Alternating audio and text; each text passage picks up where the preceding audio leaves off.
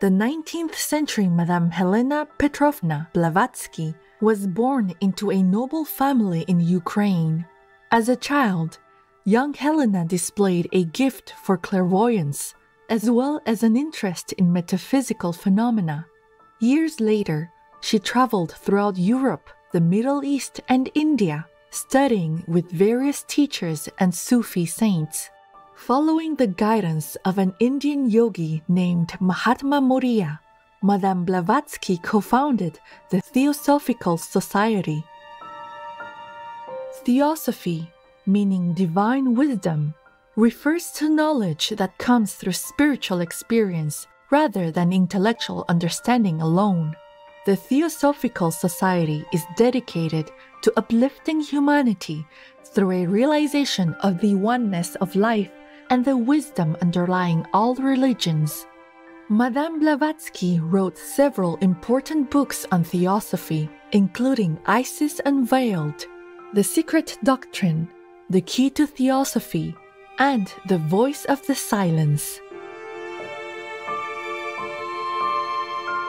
The key to theosophy unlocks the door that leads to a deeper study of theosophy. In contrast to other theosophy volumes, it is written in simple explanatory language. Readers are thus able to more easily understand its fundamental principles. Today, on Words of Wisdom, we invite you to join us for excerpts from The Key to Theosophy. In this section, The Common Origin of Man, we see that all of humanity is united through a spiritual essence that is identical for us all. Understanding this can also lead to a peaceful understanding among religions, since it will then be clear that all beliefs in the divine originate from the same higher source. The Common Origin of Man.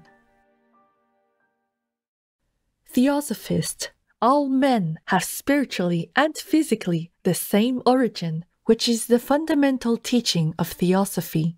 As mankind is essentially of one and the same essence, and that essence is one, infinite, uncreated, and eternal, whether we call it God or nature, nothing, therefore, can affect one nation or one man without affecting all other nations and all other men.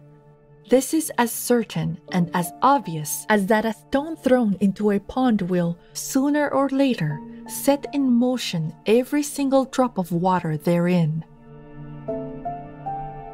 Enquirer. But this is not the teaching of Christ, but rather a pantheistic notion. Theosophist. That is where your mistake lies. It is purely Christian, although not Judaic, and therefore, perhaps, your biblical nations prefer to ignore it. Enquirer. This is a wholesale and unjust accusation. Where are your proofs for such a statement? Theosophist. They are ready at hand. Christ is alleged to have said, "Love each other, and love your enemies. For if ye love them only which love you, what reward or merit have ye? Do not even the publicans the same? And if you salute your brethren or fellow Christians only, what do ye more than others? Do not even publicans so?" These are Christ's words, but Genesis 9:25 says, "Cursed be Canaan, a servant of servants shall he be unto his brethren." And therefore, Christian but biblical people prefer the law of Moses to Christ's law of love. They base upon the Old Testament, which panders to all their passions, their laws of conquest, annexation, and tyranny over races which they call inferior. What crimes have been committed on the strength of this infernal, if taken in its dead letter, passage in Genesis? History alone gives us an idea, however inadequate. Enquirer. I have heard you say that the identity of your physical origin is proved by science, that of our spiritual origin by the wisdom religion. Yet we do not find Darwinists exhibiting great fraternal affection. Theosophist. Just so. This is what shows the deficiency of the materialistic systems. and proves that we Theosophists are in the right. The identity of our physical origin makes no appeal to our higher and deeper feelings. Matter, deprived of its soul and spirit or its divine essence, cannot speak to the human heart. But the identity of the soul and spirit of real immortal man, as Theosophy teaches us, once proven and deep-rooted in our hearts, would lead us far on the road of real charity and brotherly goodwill. Enquirer, but how does Theosophy explain the common origin of man? Theosophist, by teaching that the root of all nature, objective and subjective, and everything else in the universe, visible and invisible, is, was, and ever will be one absolute essence from which all starts and into which everything returns. This is Aryan philosophy, fully represented only by the Vedantins, or followers of the Vedanta philosophy and the Buddhist system. With this object in view, it is the duty of all Theosophists to promote in every practical way and in all countries the spread of non-sectarian education. Enquirer, what do the written statutes of your society advise its members to do besides this? On the physical plane, I mean.